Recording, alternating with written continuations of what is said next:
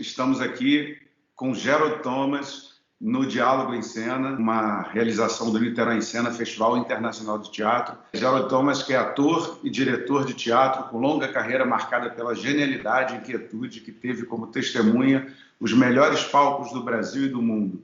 São 40 anos de teatro, mais de 80 montagens, livros publicados, entre eles a sua autobiografia, Entre Duas Fileiras. Muito obrigado, Gerald, por aceitar esse convite. É um prazer enorme ter você aqui no Diálogo em Cena. Gerald, primeira pergunta. Você ainda continua apaixonado por açaí? Só preciso te consertar. Eu não sou ator, eu sou autor e diretor, mas ator não. Mas tudo bem. Eu já te vi nos palcos, então por isso que você é ator. Eu já te vi, fui ver, tive o privilégio de assistir um Círculo de Rins e Fígados. E eu tive uma fase de 25 anos de devoto ao açaí mais puro e tal. E na época o melhor açaí era aqui, que você conseguia em Nova York.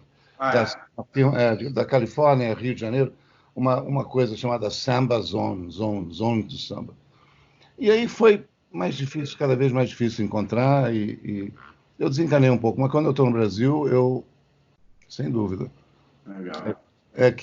Sei lá. Eu gosto de hoje em dia, eu vou te confessar, sou viciado em sorvete de rum com passas. Olha que cafona.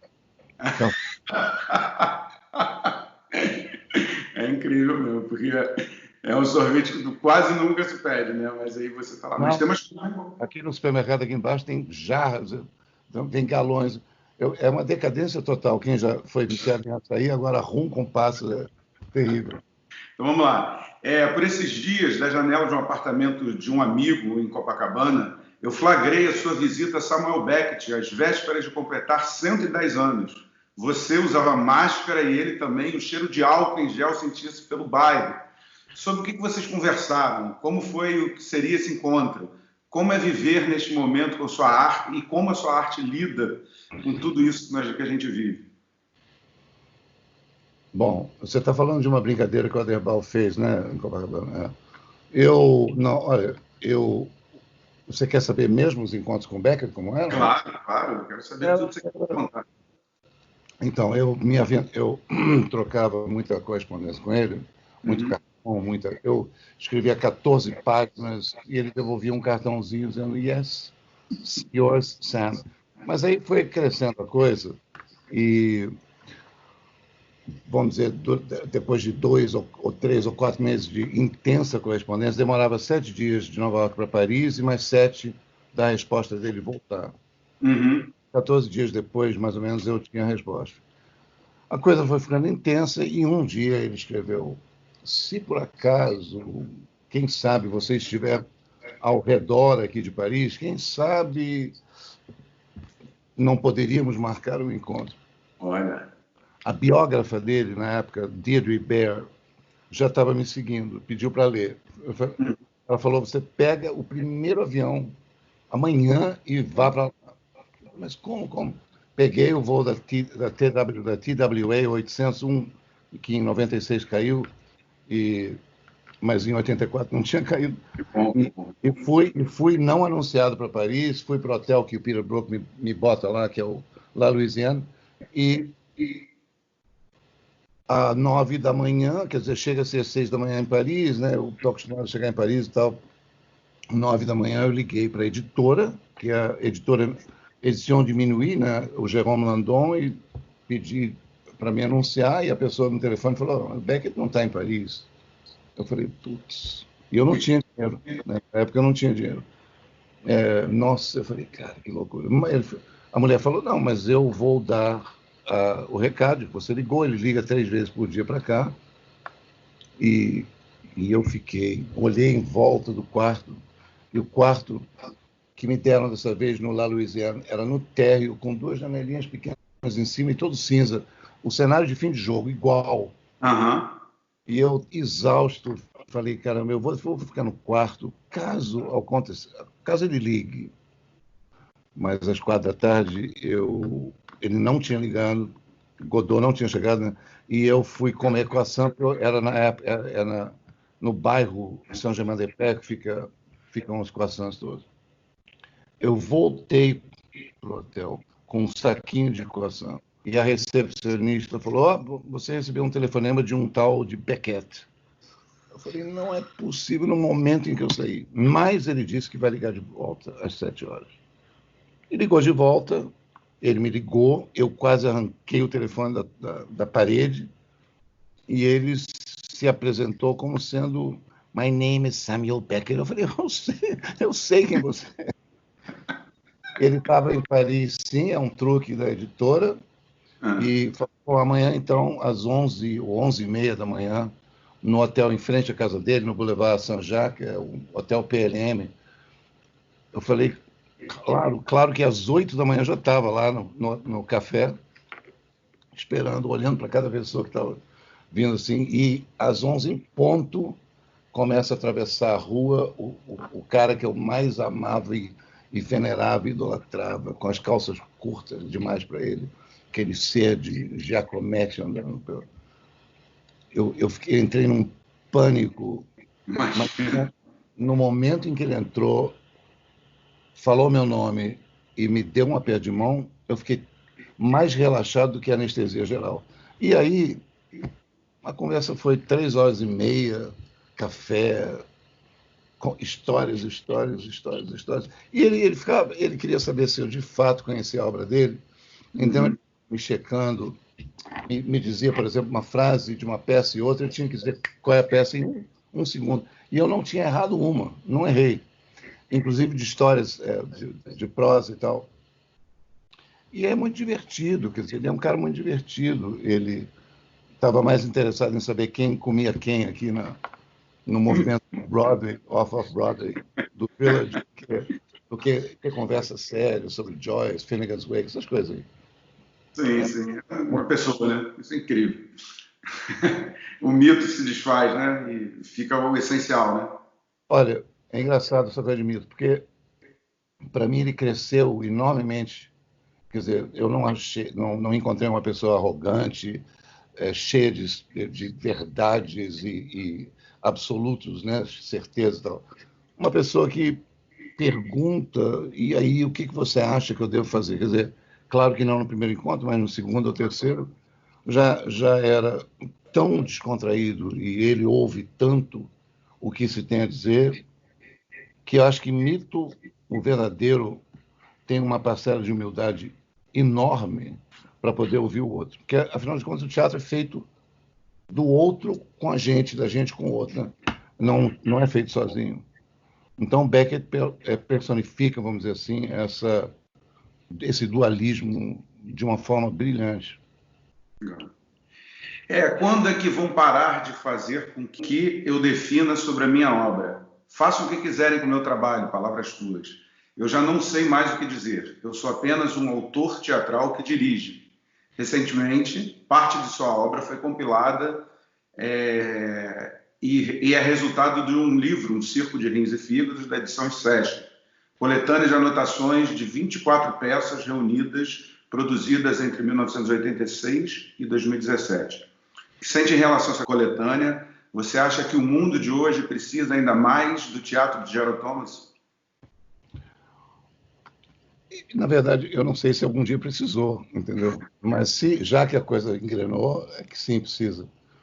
Precisa de toda forma de teatro, principalmente depois dessa pandemia, essa coisa do isolamento terrível, que está causando uma piração nas pessoas terrível, e que eu nunca vi em 65 anos de existência. Passei pelo 11 de setembro, sou testemunha ocular, sou filho de gente que sobreviveu ao Holocausto, tenho reportagens diretas da Segunda Guerra Mundial, de bombardeio em Londres, tudo, mas eu nunca vi o que estou vendo agora, e a coisa se espalha de uma forma como nunca nada se espalhou. Então, se é que existe utopia, se é que existe arte, eu sei que existe e vai voltar a existir, eu acho que vai voltar com muito mais força. E suas obras, Gerald? O meu teatro e o teatro de todo mundo. Teatro em geral. E suas obras, você acha que anteciparam um pouco esse cenário catastrófico? Você tem um pouco dessa destruição, né, no seu trabalho? Como é que... Eu tenho. Eu acho que é típico de uma pessoa que conhece história, que sabe que a história se repete através de guerras e destruições, e epidemias e destruições e doenças, inquisições, então, emboscadas culturais. Então, é um ciclo infeliz que o ser humano criou para ele próprio, e que eu acho que, por exemplo, o teatro poderia ser uma arma, como qualquer tipo de arte poderia ser uma arma contra essa ridícula repetição, mas eu não fujo desse catastrofismo, desse fatalismo, dessas ruínas, porque eu vivo no meio delas. 11 de setembro foi uma ruína real, eu fui trabalhar lá, mas a ruína da existência, do existencialismo, de nada prova nada, nada serve para nada, tudo serve para tudo, e você conseguir manter o foco da sanidade, entre aspas, é uma ruína não concreta, mas é uma ruína. Se eu antecipei ou não, o iconoclastismo antecipou, o pós-modernismo começou. Segundo o incrível Philip Glass, você é um ser teatral que tem uma vida vivida nos palcos. Philip diz que você é produtor, encenador, outro que diz que você também é ator, é músico e rege com maestria tudo em torno de suas peças e de sua obra. Ao mesmo tempo, em uma entrevista sua que fez com Fernanda Montenegro, você se refere a uma das suas peças, com ela no elenco, como um grande fracasso. Você consegue ter esse olhar atento sobre as suas vitórias e fracassos no teatro? O fracasso é com a Nanda, é com a Fernandinha. Ah, tá. É uma peça que eu só montei em Hamburgo e em Lausanne, na Suíça, chamada Saints and Clowns, Santos e Palhaços. Ah, exatamente essa mesmo. Não, mas essa não, nem conta. Essa teve 8 apresentações no máximo e a gente jogou ela fora. Com a Fernanda foi o Flash and Crash, e com a Fernanda Torres foi o Flash and Crash, e o Império das Meias Verdades, e um Glauber, e Dom Juan, enfim, foi uma série de coisas. Mas qual era a pergunta? Esqueci. Se você está atento, você consegue ter essa atenção direta à sua obra, a ponto de compreender o que é um sucesso, o que é um fracasso? Ou seja, você tem uma análise sobre si mesmo, isso no teatro, porque isso é pouco comum, né? Assim, as pessoas... A ideia de que a peça foi um fracasso, eu posso dizer depois que ela aconteceu, antes não, porque senão eu não teria estreado. Né? Se eu estreiei é porque eu confiava nela, eu confiava numa mulher no Museu de História Natural dentro de uma esqueleto de baleia. Agora, depois que eu vi a reação do público, e depois que eu pensei um pouco, e o ódio que os atores tinham de ensaiar, era um ódio, claro, também Nova York estava num calor de 80 graus na sombra, Hamburgo, quente demais quando a gente chegou lá, um caos, enfim. E aí, como uma coisa pós, eu posso dizer, bom, essa peça não conta e eu não tenho nenhum orgulho dela. Agora, aí veio o Império das Meias Verdades logo depois, que eu adoro. Sim. Então, eu não sei, eu não me lembro direito da conversa com a Fernanda, porque eu converso com a Fernanda desde 1990, por e-mail, ao vivo e tal. Mas eu imagino que tenha sido no quarto de hotel meu, né? Exatamente. Depois do evento da bunda, não é isso? Isso. Porque ela começou um apaixonado para me liberar e tal, para me soltar. E eu não me lembro, eu não vi essa entrevista. Eu me lembro de pequenos trechos assim, dela. Pois é, meu filho, mas eu não. Tentando sempre moderar, porque a Fernanda tenta acalmar os ânimos. Assim, não, pois é, meu filho, eu sei, meu filho. Mas eu não sei exatamente o que eu disse ali. Legal. Mas eu achei muito bacana, porque eu fiz essa pergunta, construí, porque essa capacidade de um olhar sobre a sua obra, né, é algo de alguém que está, de fato, na vanguarda, como eu considero você sempre aí, né? Porque você olhar para uma obra e saber, não, isso aqui eu preciso tirar, isso aqui eu preciso colocar, ainda mais, né? Assim, é de fato uma coisa que me impressionou, a ponto de compreender. Por isso que eu quis falar dessa coisa, fazer essa pergunta a você. Como que você lida com isso, né? Mas, o ator olha, lida mal com os fracassos, né? Eu acho que o ator lida mal, não sabe identificá-lo. O ator lida mal, o autor também lida mal, quer dizer, a gente tenta entender aonde que não houve o pathos, onde que não aconteceu. Agora, é importante dizer, para quem não conhece meu trabalho, que quem for para ver a primeira encenação e depois no meio e depois no final, não vai reconhecer a peça, porque ela fica em constante work in progress.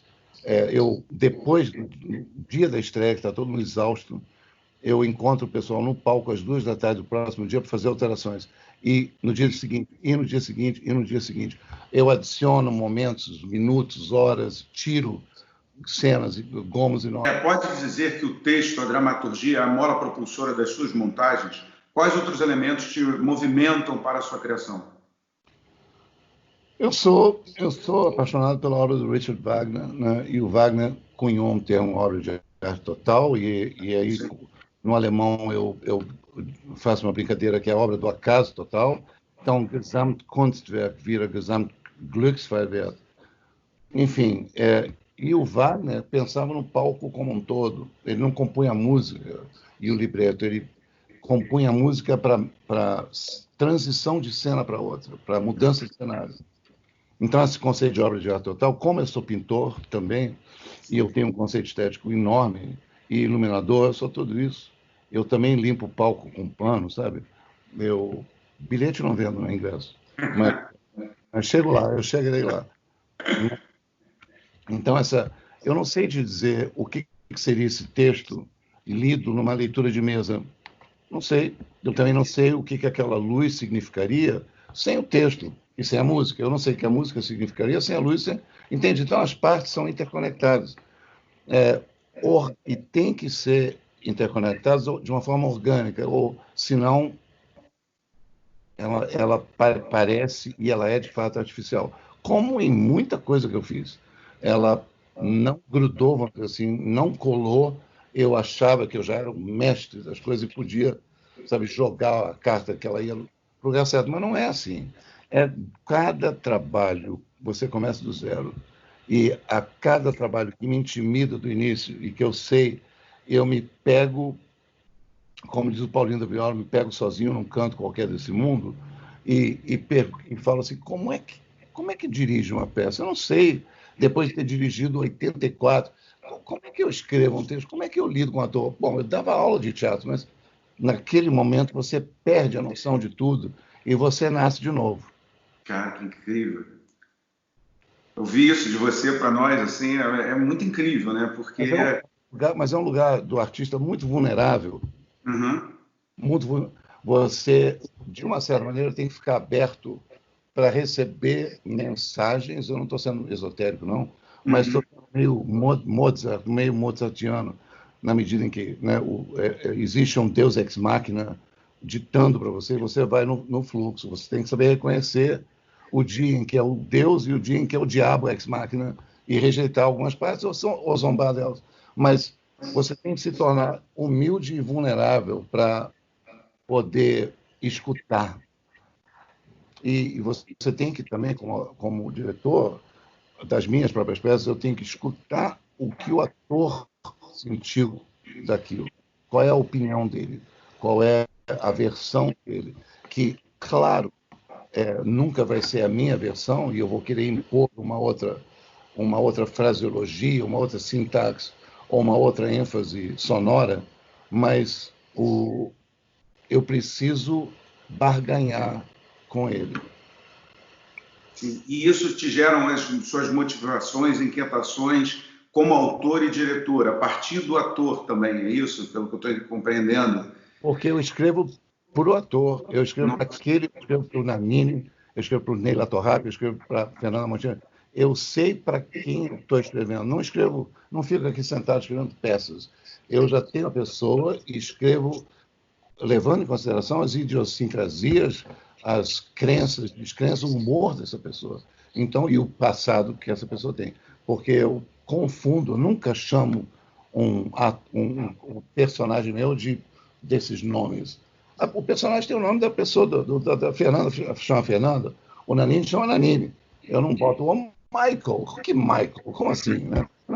É Nanini. Então, o público deve acreditar que aquele é um momento muito surreal, é muito surreal do Marco Nanini no palco, dizendo que ele agora trabalha no Instituto Médico Legal, não é?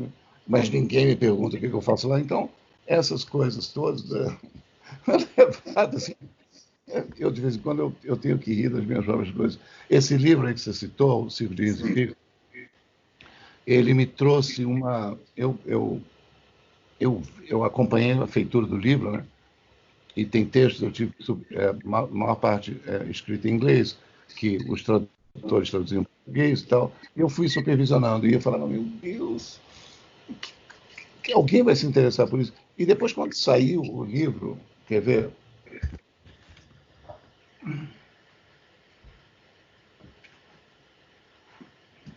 Quando saiu eu falei, meu Deus do céu, né? Aí você fala, responsabilidade terrível isso. E eu me senti honrado, adorei o debate, adorei a leitura dos autores em São Paulo, no Rio. No Rio não, no Rio foi só, mas enfim. Mas depois, chegando de volta aqui em Nova York, eu falei, acabou. Isso é a retrospectiva de um morto, entende? Eu não morri, estou aqui. Você não está falando comigo, você está falando com a voz. Gerald, estamos no aguardo da cura de uma pandemia para retornar à normalidade. Qual será o sentido desse novo normal? Acha que é possível passarmos por essa pandemia ileso ou estamos esperando um Godot? Não sei se Godot tem muito a ver com isso, mas eu sei de uma coisa: o ser humano vai olhar para outro ser humano como sendo o inimigo. Não por causa de religião, por causa de cor, por causa de escolha sexual, mas porque ele carrega um possível vírus na boca. Eu não tenho, quando eu ando pela rua, eu vejo pessoas de máscara, eu tenho a minha própria, claro, mas eu tenho certeza que isso está impactando as pessoas de tal forma. O número de mortes por dia aqui no estado de Nova York, na cidade de Nova York, nos Estados Unidos, 2.000 pessoas morrem por dia aqui. O nosso número está gigantesco. 1.200.000 infectados nos Estados Unidos. 1.200.000. Isso num curto prazo de tempo. E pandemia é uma coisa que você raramente presencia. Você ouve, né? Sierra Leone, Ruanda, uma pandemia de ebola, mas você não vive aquilo. E a gente está vivendo, não tem voo, não tem restaurante, não tem cinema, não tem escola, não tem teatro, tem porra nenhuma. Tem um mísero supermercado e olhe lá, e uma farmácia. Não tem mais nada. Tem uma pessoa na rua, outra, todo mundo andando meio assim, e todo mundo se esquivando do outro. O Neila Torraca disse que só trabalha com diretores doentes e nada normais. E vocês trabalharam juntos em Dom Juan. Por qual desses aspectos você acha que o Ney aceitou trabalhar com você? É porque eu sou doente e nem um pouco normal. Mas aí eu tenho que dizer, mas o Ney também não é. Não somos nada. Né? Também tem uma loucura do Ney, também tem uma loucura. Aí. Então a gente brinca muito, e eu sacaneio muito o Ney, e ele me sacaneia muito. A gente se encontra num caminho ali muito engraçado, ele é muito engraçado. Eu desafio qualquer pessoa a ficar do lado do Neila Torraca por mais de 2 minutos sem estar em gargalhadas, porque ele é muito engraçado. É muito engraçado.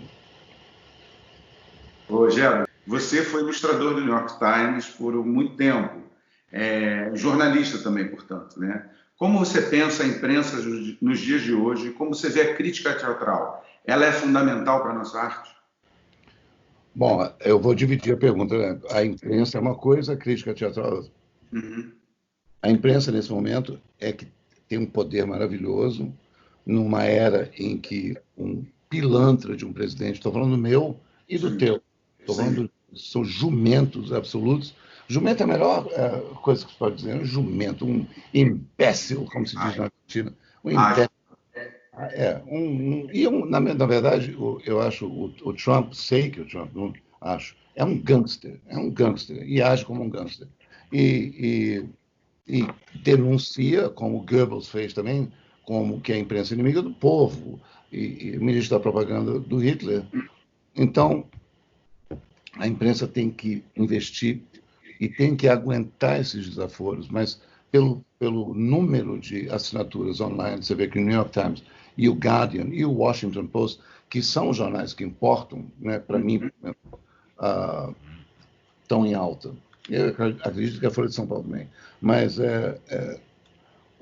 agora, a crítica teatral, ela tinha, sim, um diálogo interessante com o artista, quando não era um insulto da Bárbara Irodora, quando era um Décio de Almeida Prado, ou estou falando quando era um Frank Rich aqui, quando era o Vincent Canby aqui, quando era o Mel Gussel aqui, e no Brasil o Ian Michalski.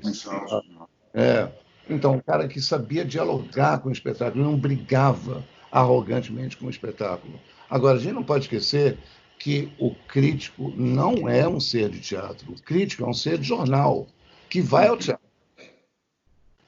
Ele vê pelo prisma do leitor do jornal dele. E o que ele pode falar a nosso respeito, a respeito da peça, para o público que está lendo o jornal. É esse o compromisso que ele tem. Que para nós é interessante entender como funciona a mente de um analítico, de uma pessoa hiperanalítica, e que vive no meio intelectual, não é o nosso, porque o nosso não é só intelectual, ele é sensorial também, eles não. Então é interessante, para mim sempre foi interessante. Muitos críticos fizeram muitos artistas, né? Então Jackson Pollock veio do Clement Greenberg, do Harold Rosenberg, os abstratos expressionistas vieram da teoria crítica. Então não se pode esquecer que tem um lado importantíssimo. Harold Bloom, Ian Cott foram todos críticos de teatro.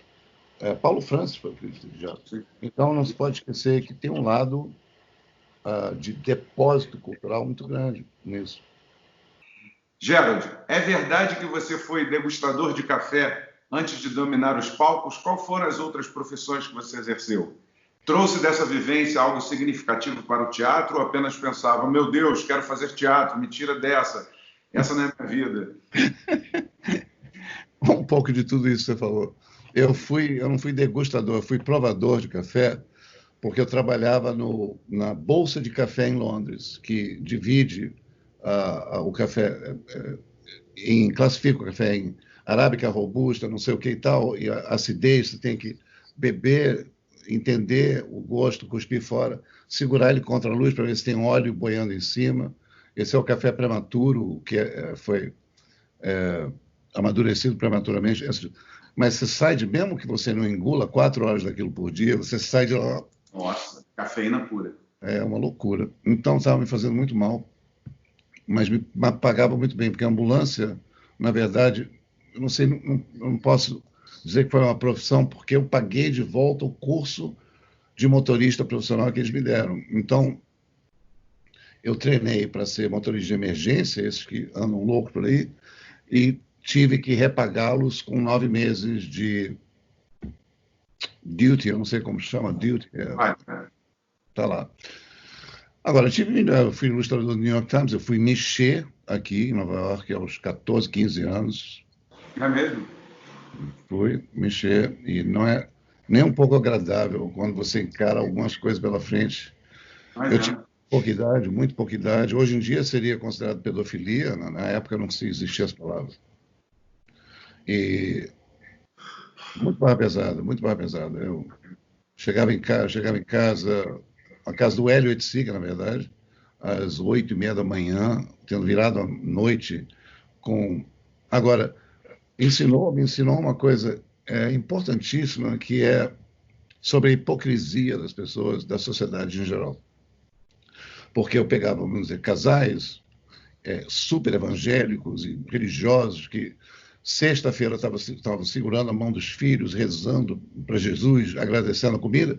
Sábado de manhã pegavam um voo para cá para fuder, para trepar, da maneira mais suja e fetichista possível durante o fim de semana, e voltava segunda-feira, estava de volta lá em Kentucky, Ohio, sei lá o quê, e agradecendo Jesus, tendo transgredido todas as normas de protocolo, vamos dizer, da classe média. Então, eu aprendi isso muito cedo.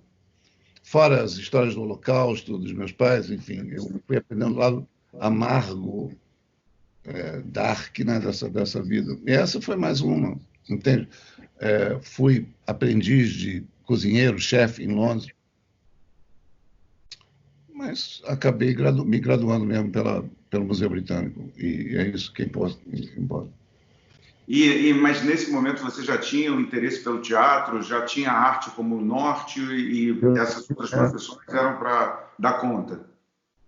Eu tinha visto o Balcão montado pelo Vitor Garcia em São Paulo, do Jean Genet. Eu tinha conhecido Jean Genet. Sim. Eu tinha convivido com os Mambertes e com Neila Torraca já naquela época, e me encantei. Fiquei para um pintor, uma pessoa que é pintor, ver uma pintura daquela escala, naquele tamanho, e se mexendo e falando com sons. Eu falei, meu Deus, eu entrei em crise, claro, quando eu vim para cá, porque eu vi o Balcão durante 6, 7 dias seguidos em São Paulo, e embarquei de volta para cá com a cabeça explodindo. Mas assim que eu cheguei em Londres, eu consegui ser uma espécie de infiltrador dos ensaios do Peter Brook, do Sonho de Verão. Ele, quando eu estava ainda em Stratford, em Londres, com a Royal Shakespeare Company, antes de ir para Paris, virar aquela coisa. E eu ficava na última fila escondido, para que ninguém me veja, eu espionava os ensaios. E o que eu mais gostava era de um ator chamado Robert Langdon Lloyd, que era o Puck, que era incrível. Mas o Puck... Esse ator foi meu ator 14 anos depois aqui em Nova York, na estreia de um monólogo de Beckett, sabe? Então são essas, sabe? É como eu seguindo o Julian Beck e a Judith no Living Theatre pelas ruas de Londres, e depois dirigi o Julian aqui na última coisa que ele faz, e a única coisa que ele fez fora do Living Theatre foi trabalhar comigo numa peça de Beckett. Então, são essas coisas que você fala, o cosmos está regendo, não sou eu, sabe? Olha só, para o filósofo Gerhard Born, você representa no campo das discussões teatrais mais que um propositor de estética, mais um pensador prático, criador de uma poética, ou seja, de um modo de produzir o novo. Você está nessa prática, nessa procura. Como é se reinventar? A sua arte parte do intelectual ou existe uma parte selvagem de Gerald Thomas? Existe algo primeiro que está sempre nas suas obras? Eu tenho 65 anos e estou há 65 anos tentando resolver essa questão, mas eu posso te adiantar o seguinte: hoje, durante as pesquisas de hoje, eu percebi que eu preciso dominar a cena de uma forma linda, esteticamente, porque o conteúdo é terrível, terrivelmente pesadeloso, pesadelo. Para seduzir a plateia, eu tenho que usar uma estética maravilhosa. E quando se dão por si, já estão lá dentro, já estão dentro do espetáculo, e estão absorvendo aquele monte de dúvidas existenciais, beckettianos, enfim, aquela coisa. Então, agora, o Gerhard Bonham escreveu isso baseado, vamos dizer assim, no que Nietzsche escreve sobre o início da tragédia, o Gerhard me acompanhou há muitos anos. Ele muito impressionado como eu superpunha a música de Wagner, o Crepúsculo dos Deuses, com o samba da Mangueira. Então tocava-se, e os dois pareciam que foram gravados ao mesmo tempo, completamente entrosados. E é um acaso total, porque eu estava no estúdio, eu coloquei o enterro de Siegfried dentro do Crepúsculo dos Deuses e botei e a coisa foi... E eu só fui nos níveis, eu subi um pouco o volume da escola de samba e hora eu subia... E ele ficou, que ele é wagneriano, ele é nietzschiano, ele é louco, e ele ficou impactadíssimo com isso.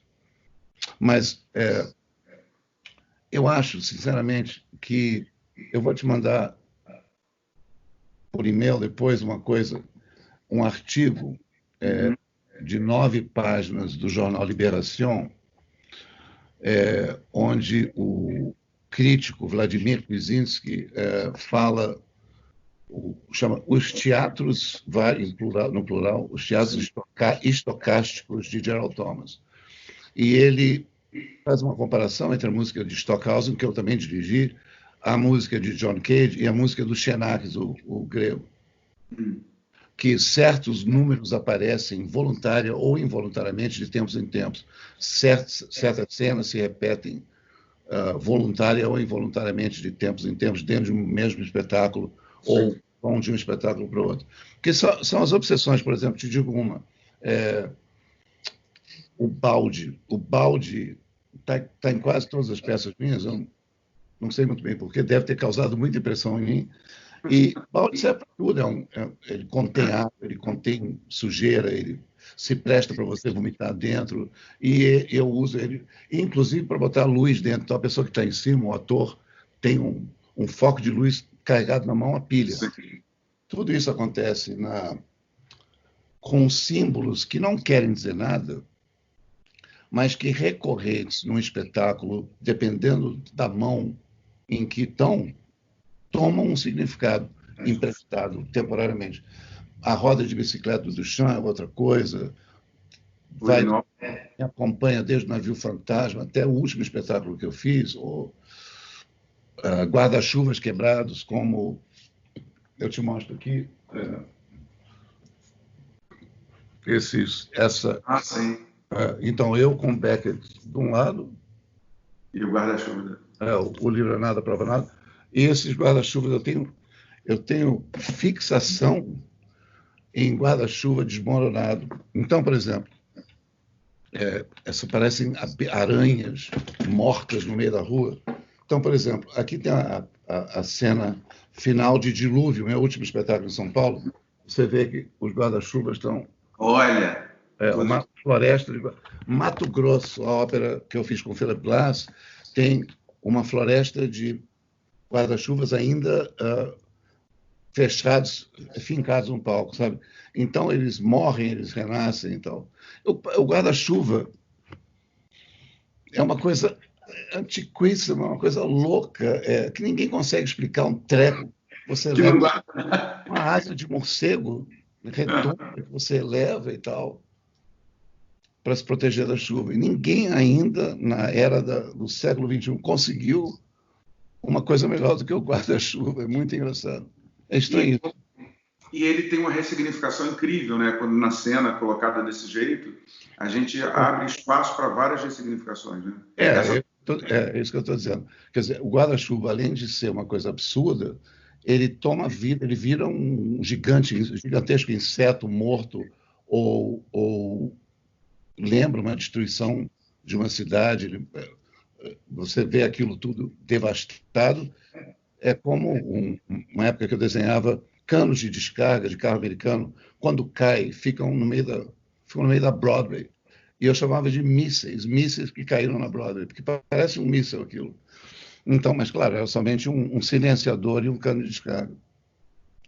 Mas são esses símbolos, assim, eu aprendi muito cedo que Beckett falava nenhum símbolo se entende, assim, se pretende. Assim, em inglês eu sei, em português, no symbols where none intended. Ou seja, não vejam símbolos onde não há nenhum, sabe? Então, eu não sei, eu acho que algumas coisas são somente cênicas. Por exemplo, a mesa pendurada, a mesa suspensa em Carmen com filtro, e o Haroldo de Campos foi 10 vezes no espetáculo e não se deu conta de que tinha uma mesa pendurada ali. Eu falei, Haroldo, e a mesa? Mesa? Mas qual mesa? Eu falei, Haroldo, tem uma mesa, a mesa é que, mais ou menos, o espetáculo é todo underground, porque ele está debaixo da mesa. Meu Deus, eu preciso ver de novo. Ele viu e ficou desbundado que ele não tinha se dado conta de que tem uma mesa suspensa ali o tempo todo. Agora, até hoje eu tento entender por que eu botei a mesa ali, mas não sei, não tem muita explicação. Não tem. E tem aquele outro espetáculo também, não sei se é o Como Rins, que tem uma mesa enorme também, tem uma ator do lado, e alguém vem, bate na mesa e ela se desmonta. Aquilo tem um impacto. Mato Grosso do Philip. São 3 níveis de... Para desmontar tudo, né? O Felipe e eu fizemos Mato Grosso em 89, foi a minha segunda ópera depois do Navio Fantasma, e era mais ou menos baseado em Charles Darwin ou esses exploradores. E eu botei a Rainha Vitória no meio, porque eu sou assim mesmo, então. E aí ela recebendo os estudos dele sobre a Amazonas e sobre a América do Sul em geral, ela ficou puta. E o cara bate na mesa com uma coisa. E eu repito isso 3 vezes, são 3 planos de 3 épocas diferentes, sabe? Porque essa ópera é toda em 3 épocas diferentes. Certo. Ô, Gerald, você aqui no Brasil é tido como um encenador polêmico. Isso só acontece no Brasil? Ou seja, quando você chega com a sua obra, isso é do Brasil, isso é próprio da sociedade brasileira, que é uma sociedade mais colonizada, com um olhar um pouco mais voltado para o fora, para espelhar em si mesmo. O que você acha disso? Olha, eu na Alemanha sou der polemische Regisseur von New York, sabe? Não aguento mais. E também me descrevem, os alemães me descrevem como um diretor nova-iorquino de descendência judaica alemã, e os americanos me consideram inglês brasileiro, e os ingleses me consideram... Então, ninguém chega a um consenso. Da mesma forma que eu nunca entendi a palavra polêmico. Eu sempre considerei que essa palavra é empregada quando o jornalista ou o crítico tem preguiça de fazer o trabalho que tem que fazer. Porque de polêmica é 2 pessoas no Senado, na Casa Branca, em algum lugar, discutem em cima. Eu não estou em debate com ninguém específico, estou em debate com todos os valores que existem por aí. Mas agora, se isso é polêmico ou somente um estruturalista como Claude Lévi-Strauss, ou um existencialista como Jean-Paul Sartre, eu não sei se é tão diferente. Polêmico, eu não sei. Durante uma época eu sacaneava um pouco o pessoal do Jornal do Brasil, quando tinha Jornal do Brasil, dizendo que para mim é um subproduto do milho, polêmica. E na Itália também, sabe? Na Itália eu sou super polêmico, controverso e tal. Sabe? A única cura para isso é que eu chegar do ensaio, ou chegar de uma entrevista coletiva e tomar um longo banho quente. Aí você volta a existir de novo. Porque... eu não sei. Claro que eu não me considero polêmico. Eu convivo aqui dentro com os meus dilemas. Tudo aí dentro, não tem polos diferentes para você. É difícil. Já é difícil isso aqui. Me aguentar é muito difícil. Que nada, certo. Toco. Por isso que eu passo os dias tocando contrabaixo. Toca bem, né? Esse é um instrumento incrível, esse, né? Porque você não precisa solar, mas eles gostam, porque eu não toco o baixo como baixo. Eu toco o baixo como se fosse uma guitarra. Então eu vou lá em cima e ninguém faz isso. Instrumento de preguiçoso, que basta ficar assim, pum, pum, bum, bum, bum. Tá tudo certo. São só 4 cordas, não são 6, né? São 4. Alguns cortam 2 e fica 2, pum, pum, pum, pum, pum. Mas eu gosto muito do impacto sonoro que ele tem no tórax. Como o bumbo na escola de samba, no surdo. Marcação de caveira. Agora a gente vai fazer a pergunta que é comum a todos os entrevistados, um texto do Peter Paul Pelbart, para que o Gerald fale um pouco sobre as suas percepções sobre ele, né? Que foi publicado em 2017, do livro Estamos em Guerra. Como derrubar a corja de bandidos, Gerald, que sequestrou o Estado, o monopólio das corporações que o sustentam, sem entrar no jogo que saímos vencidos de antemão, já impregnados pela lógica do adversário e suas paixões tristes. O que você tem a dizer aí para a gente sobre essa questão? Olha, esse menino um cara, é húngaro, né? Da USP de São Paulo, da PUC. Da USP de São Paulo, exatamente. Esse aí. Ligado ao Deleuze, né? Ao Gilles Deleuze. Enfim, o Gilles Deleuze, deixa eu falar primeiro do Deleuze, porque o livro, se eu tivesse que levar um livro para a Lua, seria o Antiédipo, do Deleuze e do Guattari. É o livro mais fantástico. Agora, sobre essa afirmativa, eu preciso dizer que quando você tem 65 anos e passou por tudo isso, nada te nada te engaja no sentido, que citação fantástica. Não é, é boa. Sim. Eu sou um estudioso de história e eu não, isso não é a primeira vez em 2017 se eu falar isso, é quase que repetitivo.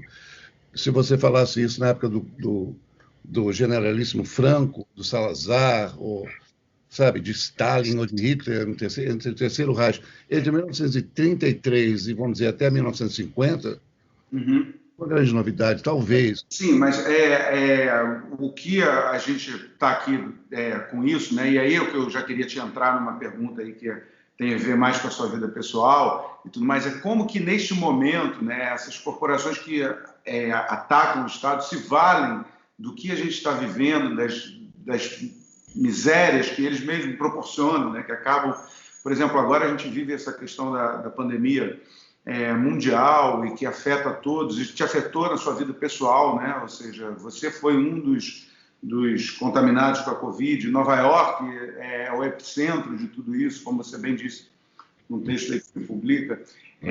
E como esses caras se adaptam isso, como nós, artistas, que temos para nos livrar disso, né? Ou seja, você com a sua arte contribui de que forma para que essas pessoas que cooptaram o Estado, que a gente fique livre disso. Me diz uma coisa, de que forma isso é diferente do que o grupo National Foods da Guatemala ou Estados Unidos, na época das ditaduras das Américas Latinas, né? Do Brasil, Argentina, Uruguai, Chile? Por que é diferente? É a mesma coisa, as madeireiras, as suecas, a belga-mineira, todas elas oportunizam uma tragédia, uma miséria para ganhar o seu próprio negócio. Pô, me diga a novidade nessa pandemia. Uhum.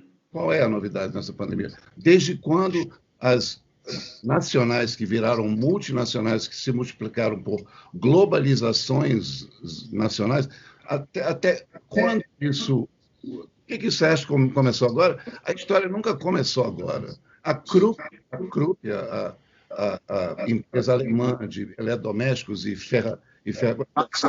todo o Terceiro Reich fabricou arma. A Volkswagen também, e a Telefunken também, e a Siemens também, todo mundo. Isso não é de hoje, ninguém nasceu hoje, e ninguém nasceu ontem. Eu não nasci ontem. Longa vida. Então, também acho uma coisa que eu acho... tem muitos teatros que são políticos, por exemplo, o Richard Schechner, Bread and Puppet Theater, aqui do norte, Vermont, Zé Celso, muitos... Piscator. Quem mais? Piscator.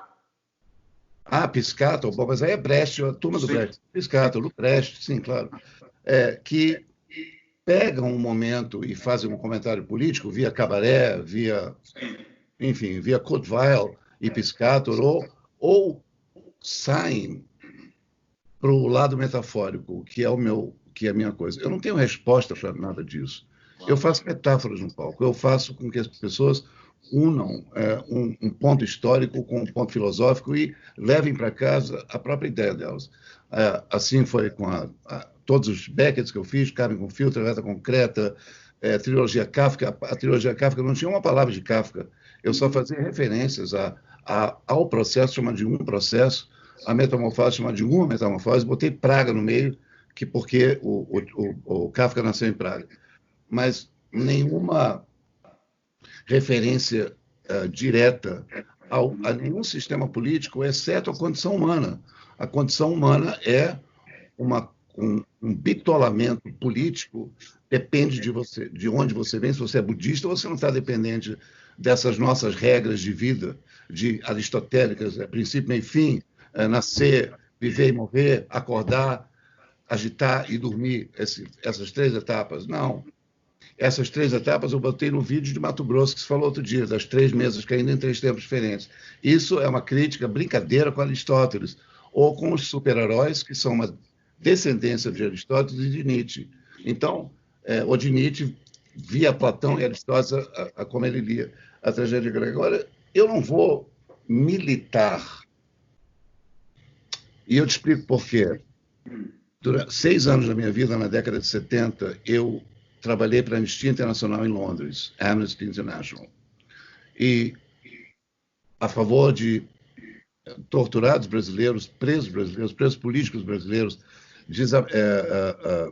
desterrados brasileiros, os sumidos, né, os desaparecidos brasileiros, que vai de Stuart Edgar Gell a Jean-Jacques, a Arthur Geraldo Bonfim de Paula, até o pessoal Diógenes Arruda, o pessoal da guerrilha do Araguaia.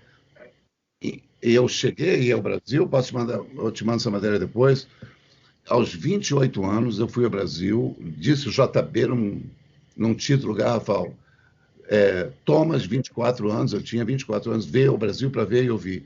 Eu fui a todos os presídios políticos, Frei Caneca, Barro Branco, Itamaracá.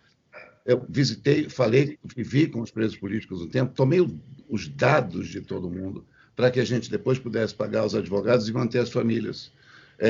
Nelson Rodrigues Neto, o filho, enfim, você entende? Então, eu militei, eu fiz, e depois eu fui para o Tribunal Russell, e depois disso, da Anistia, e depois do Tribunal Russell, eu trabalhei a favor do senador Lélio Basso, para a Liga Internacional dos Povos, que na época lutavam pela independência. Polisário, por exemplo, lutava pela independência da Espanha e do Marrocos. Então, a minha cota de militante se deu ali.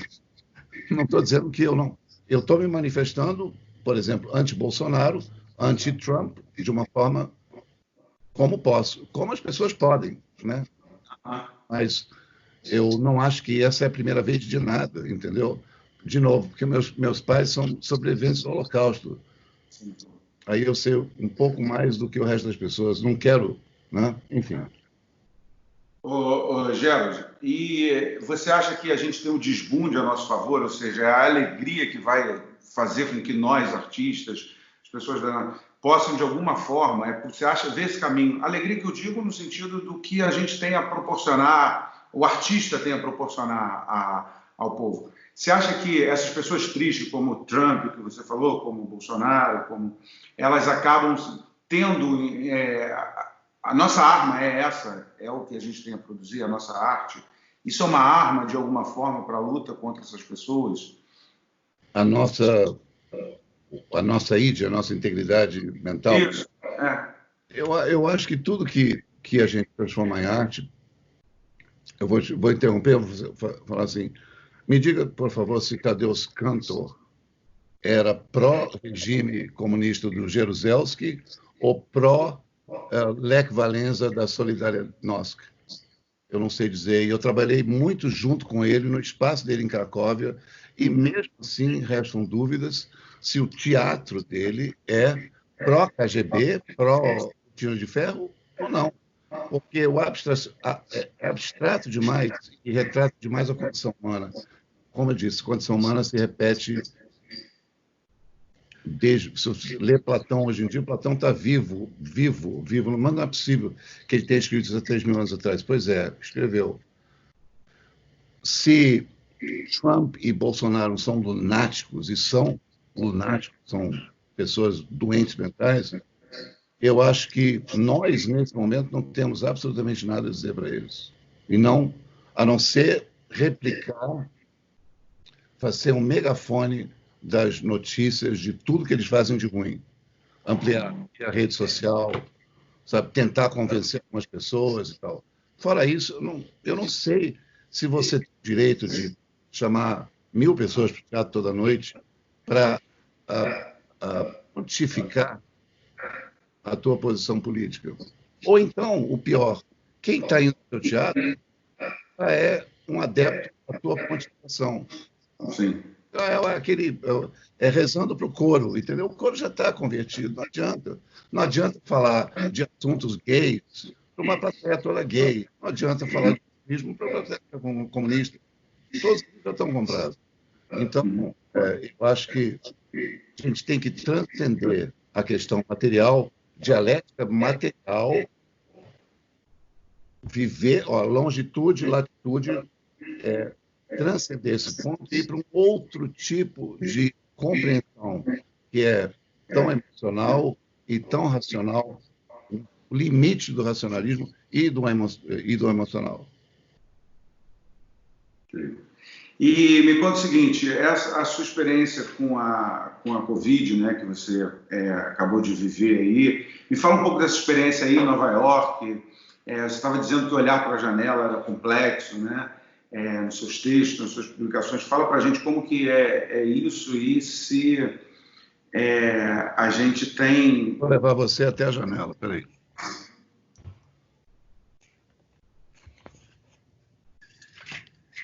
Ué. Está ali, Nova York está ali.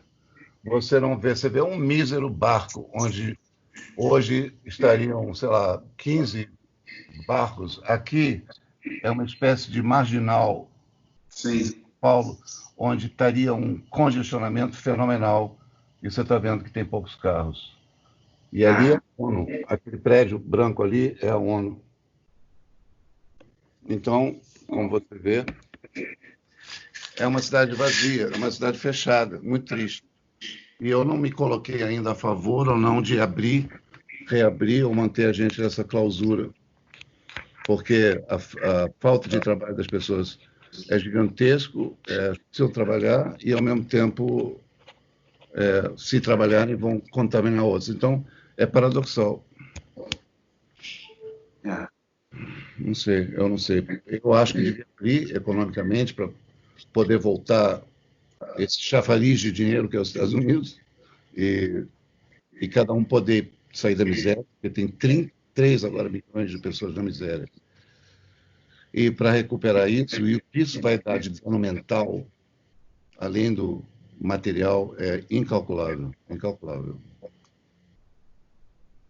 É difícil. Gerald, eu queria te agradecer muito, foi um prazer passar esses dias aqui com você, dizer que você me enche de uma alegria que está tão difícil no momento, porque saber que, de alguma forma, apesar das distâncias e de que nos ligar agora, nesse momento, é uma tela de computador, mas saber que sobrevive um desejo de estarmos juntos em você, em todos esses que aqui estão compartilhando esse momento no teatro com a gente, no Diálogo em Cena. Queria te agradecer, dizer que assim, em setembro nós estamos planejando um grande encontro aqui em Niterói, já com o secretário de Cultura, um encontro onde a gente vai pensar teatro, claro, imaginando que vai ser possível isso, né? Pensar novas formas de fazer teatral a partir dessa loucura que é viver esse tempo, né? E bom saber que estamos vivendo junto também, né? E que te agradecer muito. Posso sugerir uma coisa? Não tem a máscara da tragédia da comédia. Faz a máscara da tragédia da comédia, que a metade das pessoas nesse encontro usam a comédia, a metade da tragédia. Incrível. Copyright. Incrível. Copyright. Vou com certeza usar isso, vai ser o símbolo de todos nós pela sua dica aí. Muito obrigado, foi um prazer passar esse tempo aí com você. Prazer foi meu. Tchau, tchau, querido. Tchau. Beijo.